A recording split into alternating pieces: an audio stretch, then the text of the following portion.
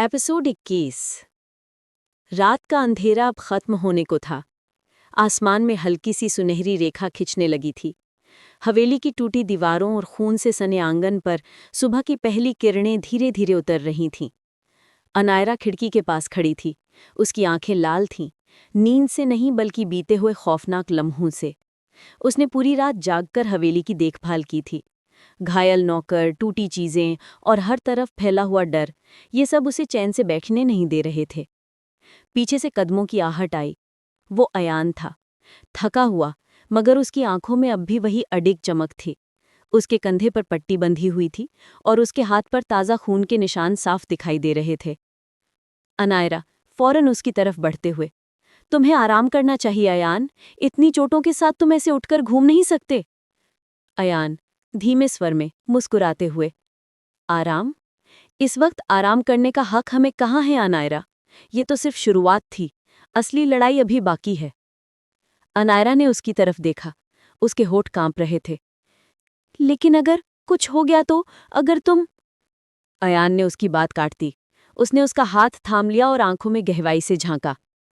अयान, जब तक तुम मेरे साथ हो, मुझे कुछ नहीं होगा। उसका ये आत्मविश्वास अनायरा के दिल को थोड़ी राहत देता था, मगर अंदर का डर अब भी वही था। हवेली के दरवाजे पर अचानक जोरदार दस्तक हुई। दोनों चौंक उठे। अयान ने तुरंत तलवार की तरफ हाथ बढ़ाया। दरवाजा खुला और सामने खड़ा था वीर, हवेली का पुराना वफादार। उसकी सांसें तेज थीं, कपड़े धूल और मिट्टी से सने हुए थे। वीर, मालिक, वो लोग रुकने वाले नहीं हैं। रात की हार के बाद उन्होंने और ज्यादा फौज इकट्ठी कर ली है। वो सुबह होते ही फिर हमला करेंगे। अनायरा का चेहरा सफेद पड़ गया। इतनी जल्दी? लेकिन हमारे लोग तो आधे घायल हैं। अयान की आंखें सिकुड़ गईं। तो फिर हमें सुबह का इंतजार नहीं करना होगा, हमें पहले से तैयार रहना होगा। आंगन में जल्द ही हलचल मच गई। घायल नौकरों को किनारे ले जाया गया, हथियारों को फिर से तेज किया गया। हवेली के गुप्त रास्तों की जांच हुई। हर कोई बेचैन था, लेकिन अयान के आदेश मानने में कोई पीछे नहीं हटा। अनायरा ने देखा कि अयान बिना थके हर कोने का निरीक्षण कर रहा था। उसकी आंखों में थकान छिपी नहीं थी, मगर उसकी आत्मा अब भी मजबूत थी। वो धीरे से उसके पास गई। अनायरा, तुम खुद को इतना थका क्यों रहे हो? तुम्हें आराम की जरूरत है। अयान हल्की हंसी के साथ, क्या तुम चाहती हो कि मैं पलंग पर लेटकर देखता रहूं कि हमारी हवेली जल रही है? अनायरा चुप हो गई। उसने पहली बार महसूस किया कि अयान अब सिर्फ उसका प्यार नहीं रहा, वो अब एक जिम्मेदारी था। हवेली, लोग, उनका भविष्य, सब उससे जुड़ा था। सुबह पूरी तरह हो चुकी थी। सूरज निकल आया था और उसके साथ ही दुश्मनों की सेना भी दिखाई देने लगी थी। दूर तक धूल का बादल उठ रहा था। घोड़ों की टापें और तलवारों की चमक आंखों को चौंधिया रही थी। अनायरा ने कांपते हुए खिड़की से बाहर झांका। ये तो पहले से दोगुने हैं। अयान ने तलवार को कसकर पकड़ा। जितने ज्यादा, उतनी बड़ी जीत होगी। युद्ध से पहले की खामोशी हवेली पर छा गई। हर कोई अपनी जगह पर खड़ा था। अनायरा ने भी कमर में खंजर बांध लिया। अचानक दुश्मनों के बीच से एक ऊंची आवाज गूंजी। अयान, तुम्हारा अंत आज होगा। ये हवेली अब हमारी है। अयान ने छत पर खड़े होकर जवाब दिया। अयान गर्जना करते हुए, ये हवेली मेरे पिता की थी, अब मेरी है, और जब तक मैं जिंदा हूं इसे कोई नहीं छू सकता। उसकी दहाड़ सुनकर हवेली के लोग जोश से भर गए। उनकी आंखों में डर की जगह अब हिम्मत थी। और फिर युद्ध शुरू हुआ। दुश्मनों ने हवेली के दरवाजे तोड़ने शुरू कर दिए। गोलियों और तलवारों की आवाज गूंज उठी। चारों तरफ धुआं और चीखें फैल गईं। अयान ने सबसे आगे खड़े होकर लड़ाई शुरू की। उसकी तलवार बिजली की तरह चमक रही थी। एक के बाद एक दुश्मन उसकी तलवार के वार से गिर रहा था। अनायरा भी पीछे नहीं रही। उसने खंजर से कई दुश्मनों को रोका। उसके दिल में अब डर की जगह सिर्फ एक ही चीज थी, अयान को बचाना। घंटों तक लड़ाई चलती रही। सूरज आसमान में ऊंचा चढ़ चुका था, लेकिन खून की बारिश ने हवेली की जमीन लाल कर दी थी। अयान का चेहरा खून और पसीने से भीग गया था। उसकी सांसें भारी थीं, लेकिन उसकी तलवार अब भी मजबूती से चल रही थी। अनायरा ने देखा कि दुश्मनों का एक बड़ा योद्धा सीधे अयान की तरफ बढ़ रहा था। वो पीछे से चुपके से वार करने वाला था। अनायरा, अयान सावधान! अयान ने तुरंत पलटकर वार रोका, लेकिन दुश्मन की ताकत बहुत ज्यादा थी। दोनों की तलवारें टकराईं और अयान लड़खड़ा गया। अनायरा बिना सोचे उसके सामने आ गई और अपना खंजर उस योद्धा के सीने में घोंप दिया। दुश्मन वहीं ढेर हो गया। अयान ने हक्का बक्का होकर उसकी तरफ देखा। अनायरा? अनायरा हाँफते हुए मुस्कुराकर बोली, मैंने कहा था हम साथ लड़ेंगे। लड़ाई अब भी खत्म नहीं हुई थी, लेकिन धीरे धीरे हवेली के लोग दुश्मनों पर हावी होने लगे। उनके अंदर अयान का जोश और अनायरा की बहादुरी नई ताकत भर रही थी। दोपहर तक दुश्मनों की सेना पीछे हटने लगी। उनकी हार साफ दिखाई दे रही थी। हवेली के आंगन में खामोशी लौट आई। खून और लाशों के बीच अयान और अनायरा खड़े थे। अयान ने गहरी सांस ली और तलवार जमीन पर टिकाई। हम जीत गए। अनायरा ने आसमान की तरफ देखा। सूरज चमक रहा था, लेकिन उसकी आंखों से आंसू बह निकले। हाँ, लेकिन ये जीत हमें बहुत भारी पड़ी है। वो दोनों खामोश खड़े थे। आसपास घायल लोग करहा रहे थे। हवेली के टूटे हुए हिस्से ढहने की कगार पर थे। लेकिन इस पल अयान और अनायरा को एक ही एहसास था। लड़ाई तो उन्होंने जीत ली थी, मगर असली जंग अब भी बाकी थी। हवेली के आंगन में अब युद्ध की गूंज थम चुकी थी। टूटे हुए दरवाजे, बिखरे हुए हथियार और चारों तरफ बिखरी लाशें, ये सब उस भयानक लड़ाई का सबूत थे जो कुछ देर पहले ही लड़ी गई थी। अनायरा धीरे धीरे कदम रखती हुई बीच आंगन तक आई। उसकी आंखों के सामने खून से सनी जमीन थी और उसके कानों में अब भी तलवारों की टकराहट और चीखों की गूंज सुनाई दे रही थी। अयान वहीं खड़ा था। तलवार अभी उसके हाथ में थी, लेकिन उसका शरीर कांप रहा था। खून से भीगा उसका कुर्ता, घायल हाथ और थकी हुई आंखें, फिर भी उसके चेहरे पर हार का कोई निशान नहीं था। अनायरा धीमी आवाज में, हम जीत गए, है ना? अयान ने गहरी सांस ली और उसकी तरफ देखा। जीत? हाँ, पर अधूरी। दुश्मन पीछे हटे हैं, लेकिन खत्म नहीं हुए। उसके शब्दों में सख्ती थी। तभी वीर दौड़ता हुआ अंदर आया। उसका चेहरा पसीने और मिट्टी से सना हुआ था। मालिक, वो लोग पूरी तरह पीछे नहीं हटे हैं। मैंने अपनी आंखों से देखा है। वो लोग जंगल के रास्ते जा रहे हैं, जैसे जैसे कुछ खोज रहे हों। अयान ने कड़ाई से पूछा, कुछ खोज रहे हैं? हवेली के पास? वीर ने सिर हिलाया। हाँ, और उनकी बातें मैंने साफ सुनी। वो किसी गुप्त तहखाने का जिक्र कर रहे थे। अनायरा का दिल धड़क उठा। गुप्त तहखाना? यहाँ, हवेली में? अयान की आंखों में अचानक बेचैनी चमकी। उसने अपनी तलवार नीचे रख दी और गंभीर स्वर में बोला, तो ये सच है। पिता की कही बातें झूठ नहीं थी। अनायरा ने हैरानी से उसकी तरफ देखा। तुम्हारी पिता ने किस बारे में? अयान खामोश हो गया। उसकी आंखों में पुरानी यादों की परछाई उतर आई। कुछ पल तक वो कुछ नहीं बोला, फिर भारी आवाज में कहा, पिता अक्सर कहते थे कि इस हवेली में एक राज छिपा है, एक ऐसा राज जिसके लिए लोग अपनी जान देने को तैयार हो जाएंगे। मैंने हमेशा सोचा कि वो बस कहानियां हैं, लेकिन अब लगता है कि वो सच था। अनायरा ने उसके कंधे पर हाथ रखा। तो फिर हमें इसे ढूंढना होगा। अगर दुश्मनों को इससे पहले ये मिल गया तो? अयान ने उसकी बात काटी। नहीं, उन्हें ये कभी नहीं मिलेगा। ये हवेली सिर्फ हमारे खून की हकदार है। अयान ने तुरंत हवेली के पुराने हिस्सों की जांच शुरू करवाई। वीर, अनायरा और कुछ वफादार लोग उसके साथ हो गए। उन्होंने हवेली के हर कोने को देखा। टूटे कमरों की दीवारें, धूल से भरे तहखाने, पुराने बक्से, लेकिन कहीं कुछ नहीं मिला। अनायरा थककर एक टूटे हुए झरोखे पर बैठ गई। क्या ये सचमुच मौजूद है, या फिर?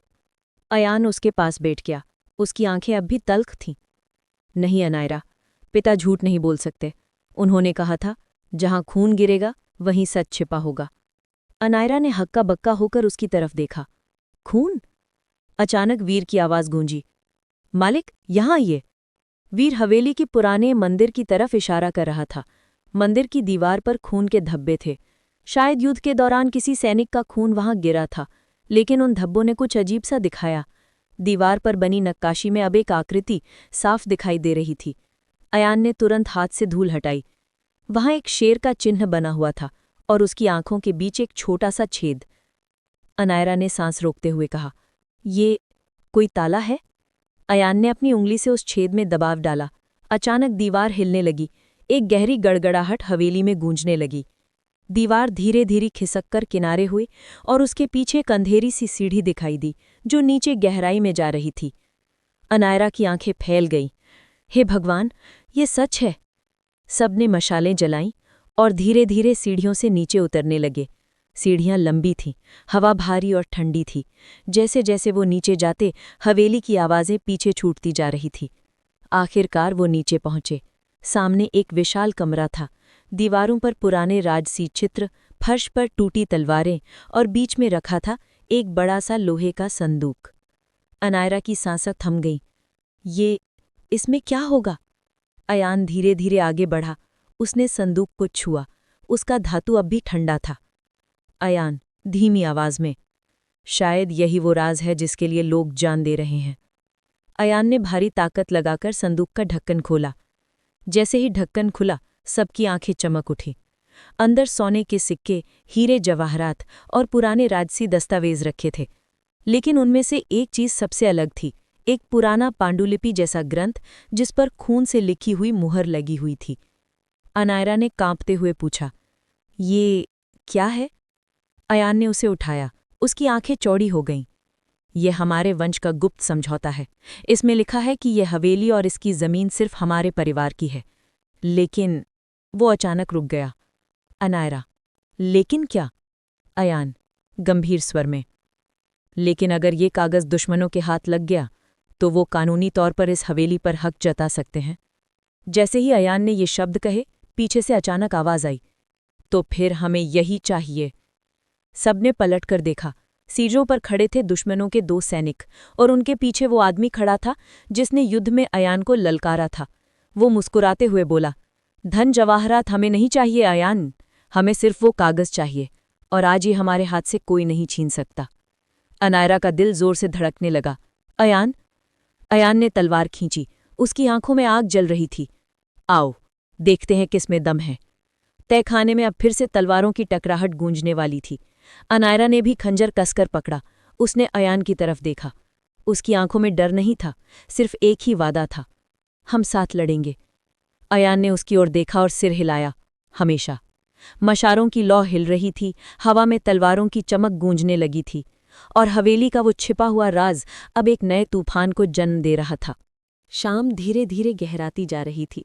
हवेली के आंगन में टिमटिमाती रोशनी और हल्की ठंडी हवा माहौल को और भी गहरा बना रही थी, पर उसी शांति में सबके दिलों के भीतर तूफान मचा हुआ था। माया चुपचाप बैठी थी। उसकी आंखें लगातार उस दरवाजे पर टिकी हुई थीं जहां से देव और राघव के आने की उम्मीद थी, पर अंदर ही अंदर वो जानती थी कि उनका लौटना आसान नहीं होगा। बाहर की दुनिया सिर्फ दुश्मनी और साजिश से भरी हुई थी, और अब वो दोनों सीधे उस आग में कदम रख चुके थे। इतनी देर क्यों हो रही है? माया ने धीरे से खुद से कहा। उसके बगल में बैठी सुजाता यानी देव की माँ ने उसका हाथ पकड़ लिया। बेटा, चिंता मत कर, मेरा देव लौटेगा, वो हमेशा लौटता है। माया ने उनकी आंखों में देखा। उनमें माँ की बेचैनी साफ छलक रही थी, पर चेहरे पर एक अद्भुत दृढ़ता भी थी। देव और राघव दोनों जीप से उतरते हैं। रात गहरी हो चुकी है और जंगल के उस पुराने हिस्से में चारों तरफ सन्नाटा फैला हुआ है।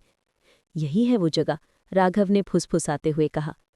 देव ने अपने इर्द गिर्द नजरें दौड़ाईं। ये लोग इतने बड़े खेल में लगे हैं, यहाँ आना मतलब सीधा मौत को दावत देना है। राघव हंसा। डर रहे हो? देव ने उसकी तरफ गहरी नजर डाली। मैं सिर्फ मौत से नहीं डरता, लेकिन अगर मेरी एक गलती से माया को कुछ हुआ तो खुद को कभी माफ नहीं करूंगा। ये सुनकर राघव कुछ पल चुप रहा, फिर उसने कहा, तू सच में उससे? देव ने उसकी बात बीच में ही रोक दी। चलो, वक्त कम है। माया की बेचैनी अब बढ़ने लगी थी। वो लगातार दरवाजे तक जाती और लौट आती। मुझे नहीं पता क्यों, पर कुछ ठीक नहीं लग रहा। सुजाता ने कहा, बेटा, तुझे उन पर भरोसा करना होगा। माया ने गहरी सांस ली। भरोसा है, पर डर भी है, क्योंकि जिन लोगों से वो लड़ने गए हैं वो किसी भी हद तक जा सकते हैं। इतना कहते ही अचानक हवेली के बाहर से गोली चलने की आवाज आई। धाएं, धाएं। माया का चेहरा सफेद पड़ गया। ये तो गोली की आवाज है। सब लोग भागते हुए बाहर आंगन की तरफ दौड़े। देव और राघव दोनों चारों तरफ से घिर चुके थे। नकाबपोश आदमी हथियार ताने खड़े थे। राघव ने धीरे से कहा, तो ये जाल था? देव मुस्कुराया, और मुझे लगा आज रात थोड़ी आसानी होगी। इतना कहते ही उसने झपट कर एक नकाबपोश को गिरा दिया और उसकी बंदूक छीन ली। राघव ने भी तुरंत जवाबी हमला किया। धाएं, धाएं। गोलियों की आवाज जंगल में गूंज रही थी। देव की आंखों में एक अजीब सी चमक थी, जैसे मौत से खेलना उसके लिए नया नहीं था। माया दौड़कर हवेली के फाटक तक पहुंची, पर पहरेदारों ने उसे रोक लिया। मैडम, बाहर जाना खतरनाक है। माया चिल्लाई। वो बाहर है, देव बाहर है, मैं खड़ी होकर कैसे देख सकती हूँ, मुझे जाने दो। सुजाता भी वहां आ गए और उन्होंने माया को कसकर पकड़ लिया। नहीं बेटा, तुझे खुद को संभालना होगा, अगर तुझे कुछ हुआ तो देव कभी नहीं जी पाएगा। माया की आंखों से आंसू बह निकले। उसने हाथ जोड़कर आसमान की तरफ देखा और बुदबुदाई, भगवान, मेरे देव को सही सलामत लौटा देना। गोलियों की बौछार रुकने का नाम नहीं ले रही थी। देव और राघव दोनों घायल हो चुके थे पर अब भी टिके हुए थे। देव ने अचानक जमीन पर पड़ी टॉर्च उठाई और दुश्मनों की आंखों पर फेंक दी। अंधेरे और रोशनी के बीच एक क्षणिक भ्रम पैदा हुआ। राघव चिल्लाया, अभी निकल चल। दोनों ने मिलकर सामने खड़े नकाबपोशों पर धावा बोल दिया। एक एक कर दुश्मन गिरने लगे, पर तभी पीछे से किसी ने देव पर गोली चला दी। धाएं! देव लड़खड़ाया, उसके कंधे से खून फूट पड़ा। देव! राघव चिल्लाया। देव ने दर्द दबाते हुए कहा, मैं ठीक हूं, बस उन्हें खत्म करना है। उसकी आंखों में ऐसी आग थी जैसे वो दर्द को भी अपनी ताकत बना चुका हो। घड़ी की सुइयां आगे बढ़ रही थीं। हर मिनट सबके लिए भारी हो रहा था। माया की आंखें दरवाजे पर टिकी थी। दिल धड़क रहा था कि अगली खबर क्या होगी, देव की जीत या उसकी हार। अब सिर्फ 3 नकाबपोश बचे थे। देव और राघव दोनों थक चुके थे। खून बह रहा था पर हिम्मत नहीं टूटी थी। एक नकाबपोश ने आगे बढ़ते हुए कहा, तुम लोग बच नहीं सकते, जो खेल शुरू हुआ है उसका अंत यहीं होगा। देव ने मुस्कुराते हुए कहा, तुम्हें नहीं पता, मैं हमेशा खेल के अंत तक जिंदा रहता हूं। फिर उसने आखिरी गोलियां दाग दी। धाएं! धाएं! धाएं! तीनों नकाबपोश गिर पड़े। जंगल में सन्नाटा छा गया। राघव ने हाँफते हुए देव के कंधे पर हाथ रखा। तू पागल है, सच में। देव ने खून से सनी शर्ट को देखा और मुस्कुरा दिया। हाँ, पर यही पागलपन मुझे जिंदा रखता है। रात गहरी झुकी थी। माया अब भी दरवाजे पर खड़ी थी। तभी अचानक दूर से जीप की आवाज सुनाई दी। सबकी सांसें थम गईं। गाड़ी धीरे धीरे हवेली के फाटक के पास आकर रुकी। देव और राघव दोनों गाड़ी से उतरे। देव के कंधे से खून बह रहा था, पर उसके चेहरे पर वही जानी पहचानी दृढ़ता थी। माया दौड़कर उसकी तरफ गई। देव, तुम ठीक हो? देव मुस्कुराया और बोला, देखा, कहा था ना लौट आऊंगा। माया ने आंसुओं में भी मुस्कुराते हुए उसका चेहरा थाम लिया। तुम्हें खोने से मैं टूट जाती। देव ने धीरे से उसके आंसू पोंछे। अब जब तक मैं जिंदा हूं तुम्हें टूटने नहीं दूंगा। रात का माहौल अब भी भारी था। हवेली के आंगन में मंद रोशनी जल रही थी और चारों ओर अजीब सी खामोशी पसरी हुई थी। सबकी निगाहें सिर्फ देव पर टिकी हुई थीं, जो जीप से उतरते ही लड़खड़ा गया था। माया तुरंत उसे थामने दौड़ी और उसका सहारा बन गई। देव के कंधे से लगातार खून बह रहा था। उसके चेहरे पर थकान साफ झलक रही थी, लेकिन उसकी आंखों में बही दृढ़ता और ठंडा संतुलन था। माया रोते हुए, देव, अब और मत कहो कि सब ठीक है। तुम्हें बहुत खून बह चुका है, हमें तुरंत डॉक्टर को बुलाना होगा। देव धीरे से मुस्कुराकर, माया, तुम जानती हो कि मैं मौत से भी कई बार खेल चुका हूं, ये गोली मुझे रोक नहीं सकती। राघव बीच में बोला, हाँ, पर अगर अभी इलाज नहीं हुआ तो सुबह तक ये बहादुरी काम नहीं आएगी। सुजाता देवी ने तुरंत आदेश दिया, जल्दी से हकीम को बुलाओ। 2 सेवक तुरंत दौड़ पड़े। देव को बिस्तर पर लिटा दिया गया। उसका जख्म साफ किया जा रहा था। माया लगातार उसके पास बैठी रही, उसका हाथ कसकर थामे हुए। जब तक हकीम ने पट्टियां बांधी, कमरे में खामोशी रही। सिर्फ देव की दबाई हुई कराहें सुनाई दे रही थीं। माया का दिल हर आह के साथ जैसे टूट रहा था। हकीम ने आखिरकार पट्टियां बांधी और कहा, खून बहना रुक गया है, खतरा टल गया है, पर इन्हें आराम की सख्त ज़रूरत है। सबने राहत की सांस ली। देव ने धीरे से आंखें खोली और माया की तरफ देखा। देखा, मैंने कहा था, मैं लौट आऊंगा। माया की आंखों से आंसू बह निकले। हाँ, लेकिन अगर तुम्हें कुछ हो जाता तो मैं। देव ने उसकी हथेली पकड़ ली। माया, मैं वादा करता हूं, जब तक तुम मेरे साथ हो मुझे कोई हरा नहीं सकता। पर सब कुछ शांत नहीं था। हवेली की छत पर एक परछाई खड़ी थी। उसके हाथ में दूरबीन थी और निगाहें देव के कमरे पर जमी हुई थीं। वो आदमी बुदबुदाया, देव अभी जिंदा है, लेकिन ज्यादा देर नहीं, अगला वार अंदर से होगा। उसने जेब से एक छोटा उपकरण निकाला और रेडियो पर किसी को संदेश भेजा, तैयार रहो, अगला कदम हवेली के भीतर उठेगा। देव आराम कर रहा था। राघव और माया दोनों उसके पास थे। राघव ने धीरे से कहा, देव, जो लोग हम पर हमला कर रहे हैं उनके पास बहुत बड़ा नेटवर्क है, वो सिर्फ बाहर से नहीं लड़ रहे। देव ने आंखें खोली। क्या कहना चाहता है? राघव ने चारों तरफ नजर घुमाई और धीरे से बोला, उनके आदमी हवेली के अंदर भी हैं। ये सुनते ही माया सिहर गई। क्या मतलब कोई गद्दार है? देव ने गहरी सांस ली। हाँ, और जब तक हम उस गद्दार को ढूंढ नहीं लेते, ये लड़ाई और खतरनाक होती जाएगी। सुबह होते ही हवेली में गतिविधियां शुरू हो गई, लेकिन अब सब पर डर का साया था। रात की घटना ने हर किसी को झकझोर दिया था। माया चुपचाप आंगन में खड़ी थी। उसकी आंखों में नींद नहीं थी। उसने सारी रात देव का हाथ पकड़े बिताई थी। तभी राघव उसके पास आया। माया, हमें सावधान रहना होगा। दुश्मन अब सिर्फ बाहर नहीं है। माया ने सिर हिलाया। लेकिन हम गद्दार को पहचानेंगे कैसे? राघव ने हल्की मुस्कान दी। यही तो मज़ा है। गद्दार हमेशा गलती करता है, हमें बस उसका इंतज़ार करना है। देव अब भी बिस्तर पर था, लेकिन उसका दिमाग लगातार दौड़ रहा था। उसने अपने मन में एक योजना बनाई। अगर दुश्मन अंदर है तो हमें खेल उल्टा खेलना होगा। उसने धीरे से माया को बुलाया। माया, क्या तुम मुझ पर भरोसा करती हो? माया ने तुरंत कहा, इतना कि अपनी जान भी तुम्हारे हवाले कर सकती हूँ। देव मुस्कुराया। तो तुम्हें एक काम करना होगा। आज रात तुम सबके सामने ये जताओगी कि मैं अब भी बहुत कमज़ोर हूँ और शायद बच भी न पाऊँ। माया चौंकी। क्या? लेकिन क्यों? देव ने गंभीर स्वर में कहा, क्योंकि गद्दार तभी सामने आएगा जब उसे लगेगा कि शेर अब घायल है। रात को हवेली में सब लोग जमा हुए। सुजाता देवी, सेवक और कुछ खास लोग। माया सबके सामने रोते हुए बोली, डॉक्टर ने कहा है कि देव की हालत गंभीर है। अगर उन्हें अगले कुछ दिन आराम नहीं मिला तो वो शायद। उसकी आवाज़ टूट गई। कमरे में गहरी खामोशी छा गई। हर किसी के चेहरे पर चिंता थी, लेकिन उसी खामोशी में एक चेहरा था जिस पर हल्की सी राहत की झलक थी। राघव ने सब देखा, पर कुछ नहीं कहा। देव पर्दे के पीछे से सब देख रहा था। उसकी आंखों में शिकारी की चमक थी। अब सामने आ, जो भी तू है। माया अपने कमरे की तरफ जा रही थी। तभी उसने देखा एक परछाई चुपके से देव के कमरे की तरफ बढ़ रही थी। उसके हाथ में कुछ चमक रहा था, शायद जहर की शीशी। उसका दिल धड़क उठा। वो धीरे धीरे पीछे पीछे गई। वो आदमी धीरे धीरे देव के कमरे में दाखिल हुआ, पर जैसे ही उसने देव के पानी में जहर डालने की कोशिश की, देव अचानक उठ बैठा। इतनी आसानी से शेर को मारने चला था? वो हक्का बक्का रह गया। माया ने पीछे से दिया जलाया और उसका चेहरा साफ दिखा। सब दंग रह गए। वो कोई और नहीं बल्कि हवेली का पुराना वफादार सेवक रंजीत था। माया चिल्लाई, रंजीत, तुम? ये विश्वासघात क्यों? रंजीत की आंखों में अजीब सी नफरत थी। क्योंकि देव ने मुझसे सब छीन लिया। सालों तक मैंने वफादारी निभाई, पर मुझे कभी मेरा हक नहीं मिला।